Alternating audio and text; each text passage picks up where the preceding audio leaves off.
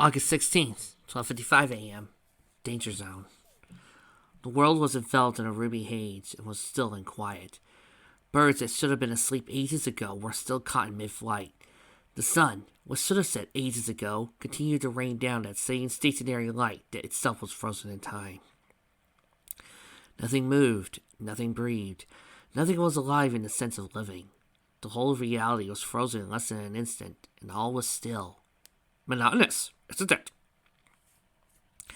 Stepped down at the level of the quarks. Deep within the subnuclear universe, quarks fought and railed like mad against the unnatural shackles that had them still. Despite the frenzied attempts to do what they had been created to do, they continued to be held in place as they had been at a time before now. Yet they continued to rage against the dying of the light, building more and more energy within them. Sooner or later, something would give way. Either the immovable object or the unstoppable force, one would bow to the other and declare absolute victory. Either the universe would be frozen over, or the incalculable energy building up in the infinite quarks throughout the reality would release their fury at once, creating a detonation that had never been seen since the Big Bang. One of these forces was going to win, and the clock ran down on the contest. This is exhausting. Sunset says he went through every single bullet and arrow, casting a small charge on each one to keep them in motion once they got the weapon. Not to mention, boring. Yeah, well, try taking apart the magazines and then putting them back together again, Adagio told her as the three junior-most sirens did so, with Arya taking care of her sniper rounds and weapons, while Adagio and Sonata took care of the rest. Plus, you're the only one that can do it. I can help, Raspberry told them. Yeah, but the charge on your wand is finite. You can't do this part, Sunset reminded her. Plus, I also mentioned trust to do it, Adagio said. Dazi. Fine. The eldest triplet relented. Get over here and watch what we're doing. Then you can help. But be careful, understand? Hey, I'm not a filly, you know, Raspberry grunted as she sat next to Sonata. Your sister is a bitch, she told the youngest triplet. Heard that. Sometimes, yeah, Sonata admitted. But my older sister and I love her regardless. Dazi, just do me a favor and drop it, okay? Sunset asked her. We have a lot more shit to deal with, and it's not helping. I will if she stops being a bitch. Takes one to know one. You talk again, and I will put my fist to your face. Raspberry raised her magic wand. Hard to do that when you're a frog. Enough! We're supposed to be at war with the enemy, not with each other, Arya interjected. She looked at Raspberry first. You're a guest on this planet. Sunset's already proven herself. You need to do so yourself. Sonata turned to her older sister. What's wrong with you? We don't need this shit right now, sis. What's gotten into you, Ari? Adagio asked. What's gotten to me? You're the one that's antagonized here. This is unset, Adagio. You know it. Sunset got up from her seat. Look, I need a break. I need time to level out. I'll be right back. She immediately left the room. This is your fault, you know, Raspberry told her. Adagio sighed. For once, I agree with you. Sunset took a walk outside into the strange non-darkness. The whole thing had a surrealistic quality to it, as if it was some sort of painting. That was the thing, of course. Paintings were always frozen, just like she felt. Images didn't breathe or live or have family, just as she felt right now. There was nothing left for her here on Earth. And what Raspberry said was true. The place she was born, so her mother was now a threat too. What could she do? The answer, she knew, was better than that of a princess. Help those who couldn't help themselves. There was no one in this world that would be able to stop defying right save for her, as she knew it would be what her mother, her biological mother, would want. Even if it meant everything into the dimension she once called home. Plus, this was her world now. She felt she had a duty to protect it, so she would do it anyway. But there was also a price to be paid. Once she did, she would lose the family she gained here. She already lost her sister, and soon after would come after the others. Worse, by her presence, they would then risk the lives of her friends and others who did know. She would have to start over again. She didn't like that idea one bit. Well, if Raz is stuck here, I won't be entirely alone. Fortunately, they seemed to look similar enough that they could probably pass for half-sisters. But where to move to? She didn't even want to move. I don't want to give up my life. Sunset recalled the first time she said those words, so long ago. It had been just after her first magic flare, the day she stood outside the orphanage and watched as the princess of all and her entourage paraded through South Carolina. She stayed with Dreamy Heart that day after her first friend, a filly named Seamstress, had been adopted, leaving Sunset as the only filly and only unicorn in the orphanage. The Colts had all followed Dreamy's husband, Gentle Smile, down to the front rows, but Sunset was too young and small to go, so she stood with Dreamy by the highest window in the building. Then the painful flare came, and Sunset flew in the air, or she was told. She didn't really remember much other than the fear and pain. What happened after it was over was everybody looking up at her, Dreamy holding her as though she was shaking like a leaf in a storm. It wasn't hard to see why. Down below, several ponies' wagons had been turned into wagon-shaped teacups, while the roll of carriages below had been turned into a tea service set, with the princess's carriage becoming a teapot. As for the unicorn herself, Princess Celestia looked down at her new teapot, then back up in shock at the tiny unicorn that had done it. Next day, Dreamy Heart and Sunset were summoned to the castle by guards. Though Gentle Smile had been sure nothing was amiss, Sunset had been the look of worry in his eyes as he realized she had broken the personal wagons and carriages of so many ponies. The princess had probably demanded she had come to the castle in order to be punished. Sunset suddenly started panicking. She could be thrown into Castle Dungeon, or exiled, or maybe thrown in a dungeon where she was exiled, or worst of all, not being allowed to have dessert. By the time they had arrived at the throne room, Sunset was on the verge of panicking, and Dreamy Heart was nearly there herself. As they were brought before the princess, Sunset at that point panicked and shouted she didn't want to be trapped in irons and forced to eat broccoli forever. It was then that Celestia sighed explained how impressed she was with what the young filly had wrought. The next day, Sunset was brought into the castle to live in Celestia's ward, and live a life of adventure, love, and happiness occurred, at least before her downfall. Sunset smiled at those Helicon dimes, as he almost thought them lost when she changed and alienated every pony she loved, her mother included. But she was stronger for her experience, and now she realized that if she saw her corn again, she had to remind her that's because she had a family here now.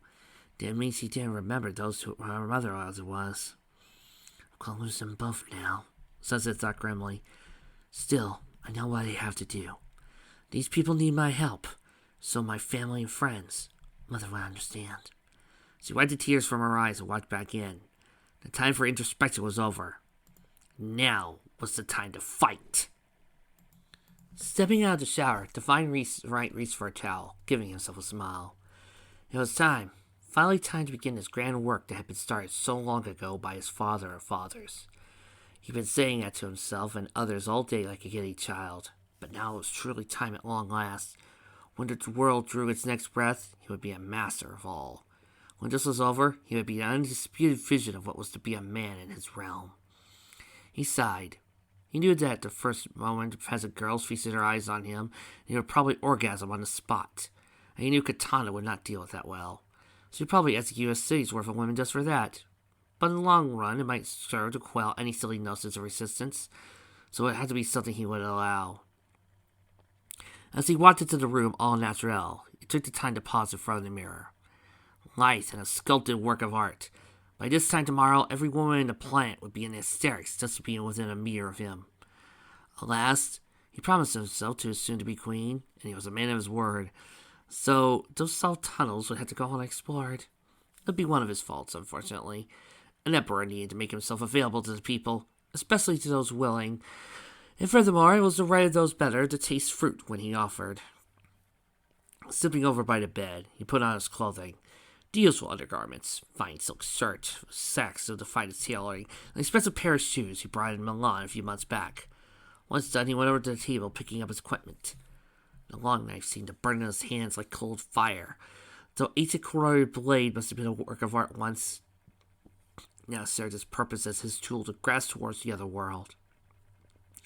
The metal was flaked with rust passage, darkened by the blood of innocence. It had been weathered down over the ages to the point where the fanciful edging on the blade could barely be seen.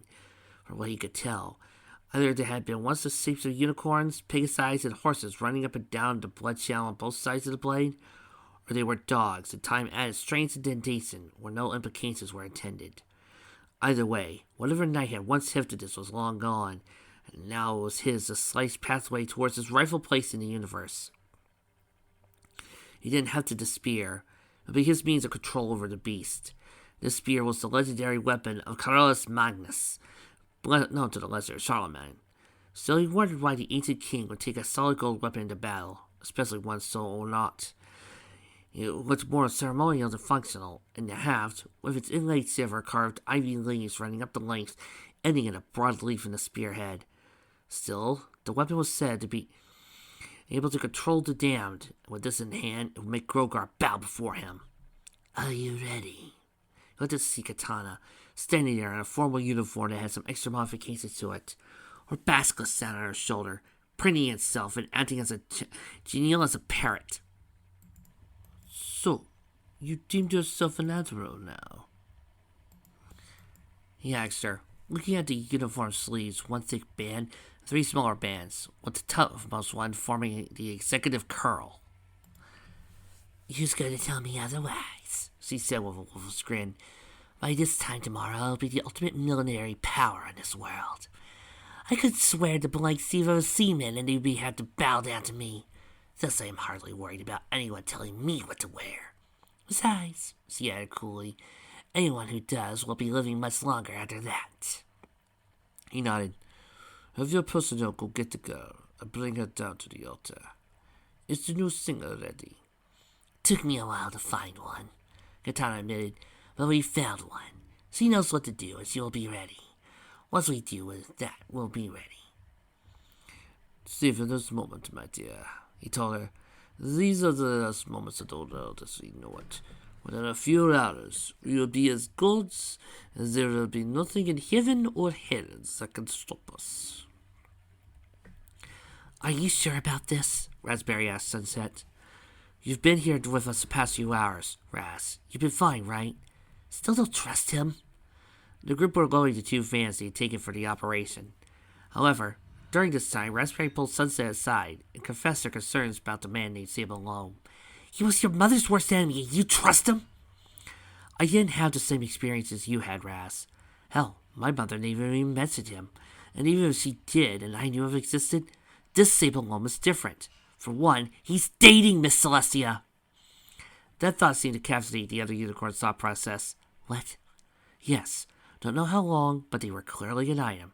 Furthermore, he's here to help save her as well as the rest of my family and friends, not to mention the world. She crossed her arms. Give the man a break already. I mean, people aren't the same as ponies on the other side. She sighed. Have you ever met a stallion by the name of Last Century? Yeah, met him once during an official function at the palace.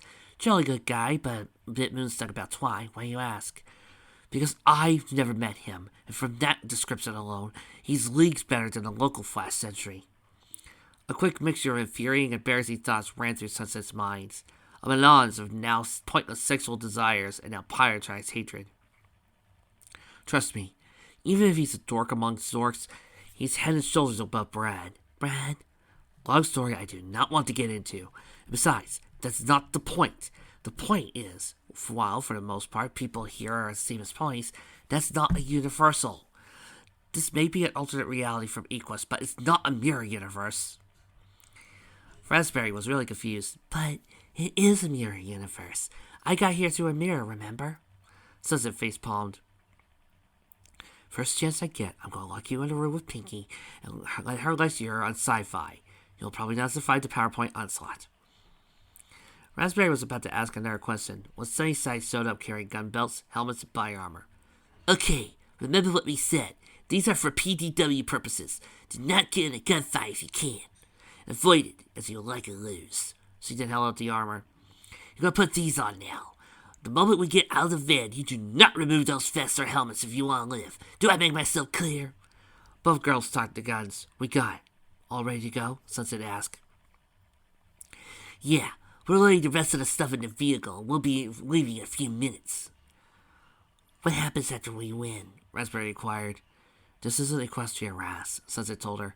Happy endings aren't exactly guaranteed. Okay, that's the last, Adacio said. Everyone needs to take 5 to get any last things in order. Then we're off. No stopping us. Zena turned to Raspberry. And you and I need to talk. Alone. Dachi, Sunset warned. I'll behave, Adacio insisted.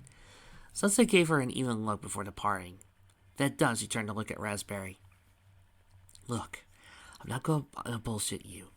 I think you're a prissy little bitch that's holding us back.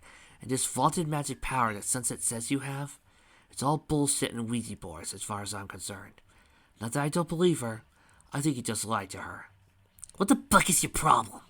Raspberry snarled. I get you hate me, but guess what? I've been through a lot of shit. I've lost all my magic, I cheat straight against my will, I'm literally an incalculable distance from my home, and I don't know if I'll ever get back, or if any pony I love about and care about will survive the Celestia damn war that's going on. At least you have your sister, Sunny has friends. I may end up here for the rest of my days, basically never a pony again. This is overpowers you. I think I'm allowed a little leeway, damn it. Dacia folded her arms. You done? I think I'm letting you to hate you just as much as you hate me, Raspberry seethed. Well, just as we're being clear, if it wasn't for the fact that I pissed off Sunny, you'd be missing some teeth right now. Frankly, I don't give a fuck about your problems. You try being a soldier for the rest of your life and see how that goes watching everyone you know die around you. You might be some badass maids, supposedly, but I never had a childhood or anything fucking resembling a real life. Furthermore, Sunny is the first real friend I had that I can rely on in the context of all outside of all I've ever known. And I'm not gonna let her get killed just because you want to do your goddamn sob story about how I can't use my fingers as LEDs anymore. Bullshit. So get the fuck off your high horse, shut the fuck up, and so it's so far off your coots, your fallopian tubes will have them tattooed to the results. Raspberry frowned. Well, so you decided to have a private conversation with me just to insult me. Thanks. I feel so much better now. Just get this through your thick skull, you twat. When you and Sunny go do what you need to do, you better make sure she goddamn survives. She's important to me and my sisters, more than you could ever know. And if she dies... The look on Dacia's face, just Raspberry's shock was not one of worry. Raspberry put a hand on Dacia's shoulder. I won't let her die. She's my friend too. Dacia glared at her to swat away. If she dies, you won't outlive her long. Do I make myself clear? Before Raspberry could say anything, Dacia walked away. But while the Ecclesian native stared daggers to the siren's back, she didn't hear what the girl had to say. If she dies, I don't think any of us are going to outlive her that much longer. Meanwhile, get in there! Another masked woman carrying a lethal-looking rifle snarled. As soon as to prove the point, she aimed it at Velvet's head. I ask a second time? Someone doesn't get to ask me a third. Are we clear? You're a monster, Velvet hissed. You think I'll give a shit what you think? The siren responded. I've heard worse from better. So carry your little baby-spawning ass over there, or I'll give you a new one. One you can't use. Cadence immediately moved to her future mother-in-law's side. She's not worth it, Vel. Yeah, Vel, the siren snarked. I'm not worth it. You better hope I don't survive this, Cadence warned, or I swear I will have your ass behind bars for the rest of your days, in a place where your only meaning will be serving as someone's living blow-up doll. Like you got the stones, you prissy bitch. Despite the danger, Cadence silenced up the other woman. I've heard worse from better. Get a new line, the lawyer taunted. What's stopping me from killing you right here and now? Cadence gave a catty smile. You don't have the stones.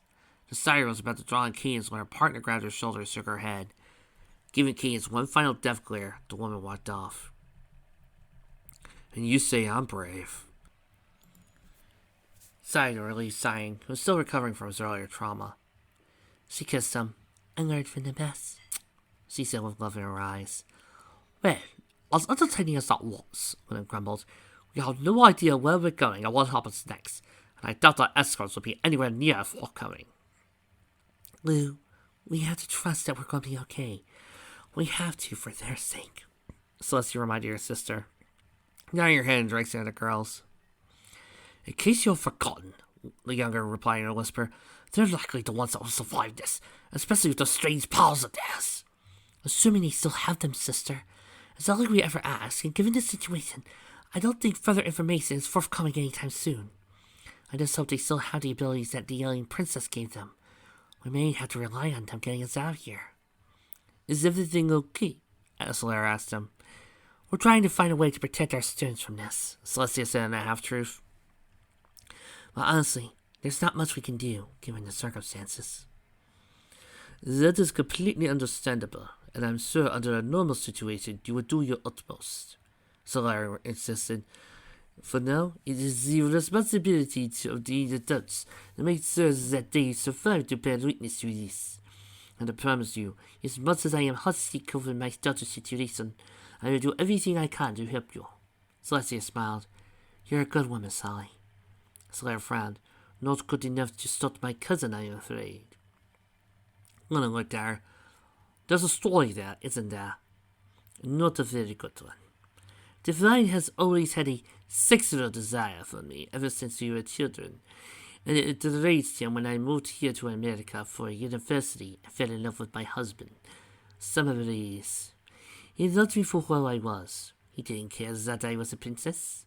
He didn't even know I was one until I knew I could trust him. And even after that, it wasn't anything to him. I was Celine, the woman he loved, not some princess. The look on the woman's face became one of wistful nostalgia. Celestia idly wondered if she looked the same way whenever she thought about her past relationship with Discord. The melancholy then turned to anger as he added, And now I find my cousin tied with these inexplicable powers. But he has also murdered my oldest brother and his wife, possibly even my husband as well. He was always trouble, but now he has become a monster, and I can't help but feel responsible for it. Take some advice from me, Sully. Sometimes there's not a damn thing you could do to help. When I was younger, I had issues that my sisters tried to help me with. I had to learn the hard way. Clearly, just to find right person has to do the same way. You might even have to learn his last lesson. God forgive me, Slayer told Luna, but in beginning you hope that's true. What do you think's going to happen to us? Fluttershy asked. Surprisingly, she was calm, was worried the girls. Calmness was like Fluttershy building up to those rare nasty moments she had, the kind Pinkie had flutter rages, or worse, she accepted they weren't going to survive this. She was coming to terms with her own impending end. We'll get out of this, Rainbow said in a matter-of-fact tone. We always do. I would beg to differ, Rainbow dear, Ramsey said morosely. We didn't fare that well back in late January, and then we had that issue with Fluttershy and her father. And then the triplets came into our lives and then vanished. Right now, to use one of my father's metaphors, we're not expecting batting for my dear. I hate to say it, but where's Rat? Elzak chimed in. And I don't want you to do anything stupid, Rainbow. We already know these Circus mean business. I believe, was all that Pinkie said. Rarity turned to say something, but then she saw the crystal clear look in Pinkie's eyes. I know she's coming. You guys know it too. She won't let us down. We don't even know if she's Ixnay on the unset say, Rainbow warned. It's wily to hear us. Hear what? Octavia walked up to them. Got to enlighten me. We were just going over the situation, dear, Rarity improvised. We were going to tell you as soon as you came to some free time away from Twilight. The raven-haired girl sighed, running a hand through her hair. Right now, I don't trust myself around Twiny. I'm still angry with her. The fact that we don't know what's up with the sun is not sitting well for me. Also, Twiny, she's with Vungle Knight right now. Not that he or Aunt Feathered are in any better shape. She shook her head. I feel like I got a headache coming on. She groaned. I'm sorry, I'm just dealing with too much shit right now. In spite of how she felt, Pinkie went over and gave her friend a hug. I think we all are. How are you holding up? Great. And have I asked you to tell me the truth? Octavia insisted. Pinkie frowned slightly, let go of her and turned away. When that happened, Octavia turned to the others and said, Not bad. Applejack sadly nodded. I don't know sir which one's feeling guiltier, she told her friend, but I do know this is tearing them both apart right now, and I'm worried about you too. I'll survive. That's not what I meant, Taffy, you know that, Applejack told her. I know what you meant, and the answer's no. I'm worried sick right now. I have a cousin that for the longest time I was jealous of her, because I thought she was stealing my spot as Tridy's sister figure, and now that we don't know she's alive, I feel as though it's possibly my fault. That's on top of my own medical issues. I haven't had a pill since this morning. This doesn't sound good at all, Sir Crube. Yeah, tell me about it. Look, if I start acting weird or something, just You don't have to slay it. You know what? I'll know. You know what? I'll look out for you. Or Frank's floor. Despite the situation, Octavia smiled. Thanks, AJ. Due to his injuries, Nightly got her star. By now, Spike, his fear having overcome his adventurous spirit, clung to his sister's leg, almost to the point of impeding her movement. Idly, a part of her mind wondered if this was what a child bride felt like. Then her mind turned away from that macabre thought, focusing on the equally macabre reality. Not that I blame you, but you're being awfully quiet, I told his daughter. Her emotions whirled within her, rolling for dominance. Was Cecil alive? If she was, would she ever speak to her again? Had her own stupidity cost her sister's life, or worse, her own? Would anything ever be the same again? Dad, I had an argument with Sunny. I drove her away, since she wasn't my sister anymore. And now she might be... I know. Your friend Pinky told your mother and I about an hour ago. She said we had to know, even though it's tearing her apart. He looked around for a second, wondering if to continue. I wasn't aware Sunny and Pinky were in a relationship. They're not. In fact, Pinky confessed her feelings just before we left for our trip. Sunny turned her down.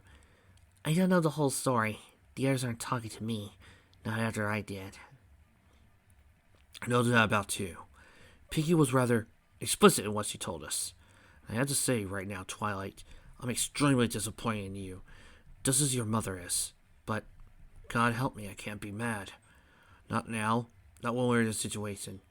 If we survive, if your sister survives, an apology is the very least you're going to owe her. Adopted or not, she is a part of this family. You failed her by making her feel not welcome, especially after how close you two have been. A 2-day spat doesn't cover it. Even though she felt like she had been crying for hours, Twilight felt the crushing pain of sorrow once more. Sorry, sis.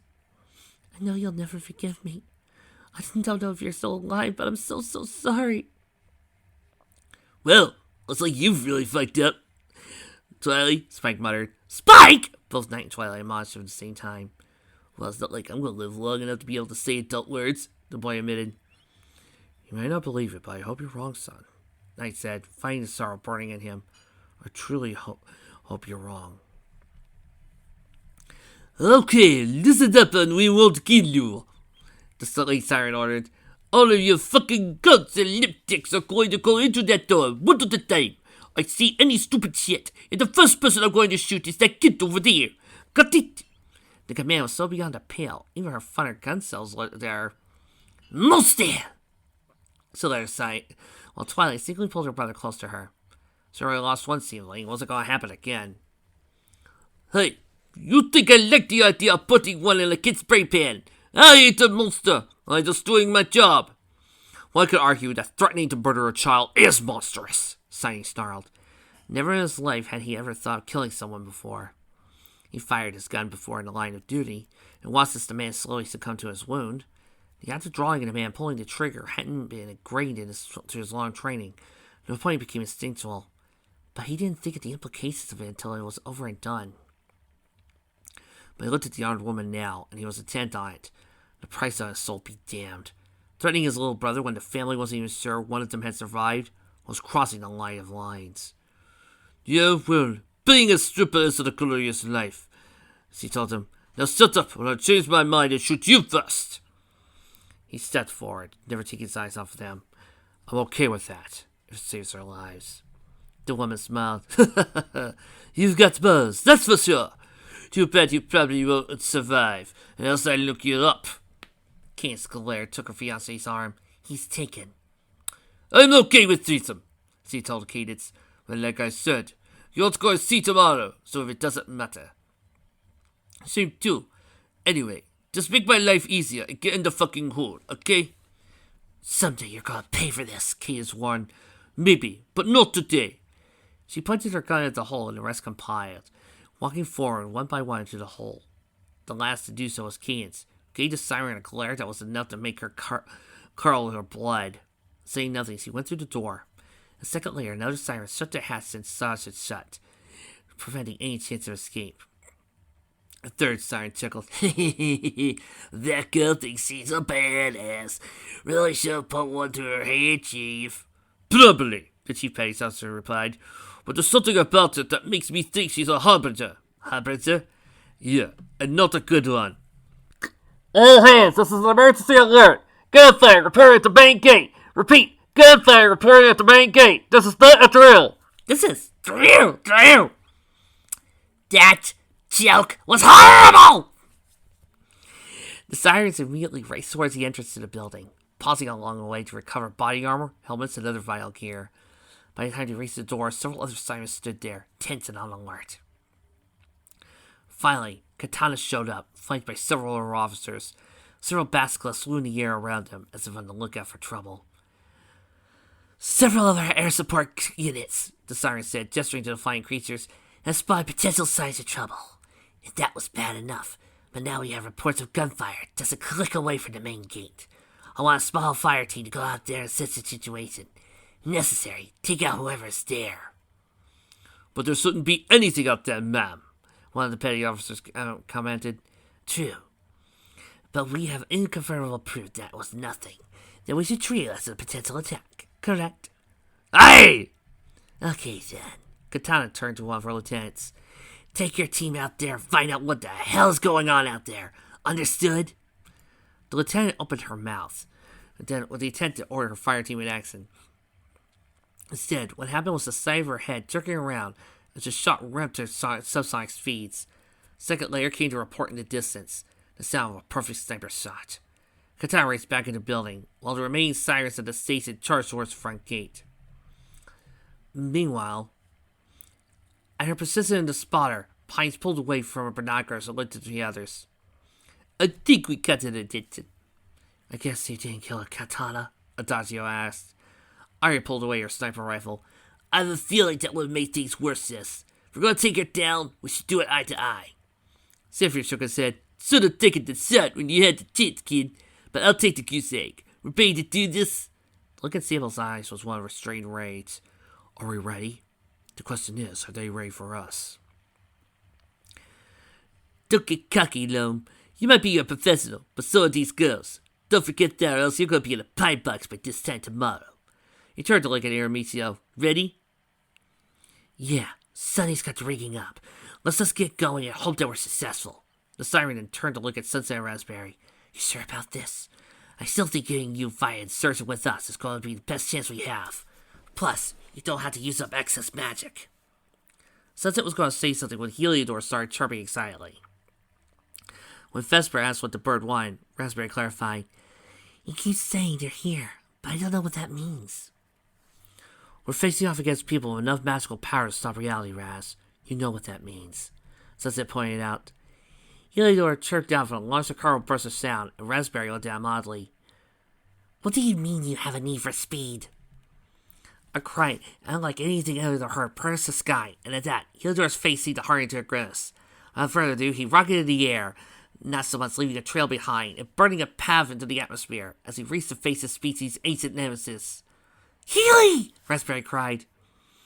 Looks like the battle's underway, Ermiso said. Okay, everyone suit up, we're going in! She turned to look at the forming unicorns. Last chance to catch a ride with us. Sunset waved it off. Hey, is it the point of a misdirection attack to allow the other team to sneak in unopposed? Ermiso grinned. I like how you think. You two take care of yourselves. As the trio drove off, Raspberry looked at Sunset. Wouldn't it have been a better thing to go with them? You know as well as I do they would slow us down for the part of the mission that we need to do. Sunset replied. And the real reason? Raspberry asked. If we don't make it out alive, I want to remember them as they were, not in pieces. The older ex-unicorn admitted. They are three of my closest friends, and Raspberry patted her friend on the shoulder. We're all gonna make this out of this, Sunny. We've been through worse, and you know it. Besides, if there's anybody here who should be worried, it's me. You've got all the power right now, and I'm going in with just your borrowed abilities. Hey, you've been more scrapes than me, Raz. If there's anyone who's gonna get out of this, it's you. Raspberry laughed. I seem to recall the unicorn has been living on her own for the past few years, in a place no plane has ever been before. According to her, if survived this long, she'll get out of this alive. She went over and hugged Sunset. You'll be fine, Sunny. We'll get through this with flying colors. Okay, let's get going. With that, the two started running towards the fence. Sunset was already looking at ways to get in, and she opted to go through the classic way. Recalling one of the spells he learned from Celestia, it was one of the ones he made to translate a human casting form. In the events, he had no choice but to protect herself. So as he focused, he called forth a shining spear of energy in her hands. Sliding to the stalks, he stretched both hands, cut the fist forward. The blast of energy rocketed away from Sunset, slamming to a wall and exploding, sending chunks of masonry flying in all directions. By the time the smoke cleared, there was a hole in the wall and none had been before. A few had noticed, given the telltale sound of gunfire starting in the distance. Well, a magic blast? Don't even know where to begin, Raspberry told Sunset.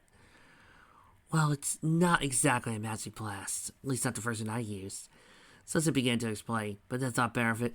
Look, the firefight's going to distract him, but it's not going to do that for very long, so we need to get going. Lead the way.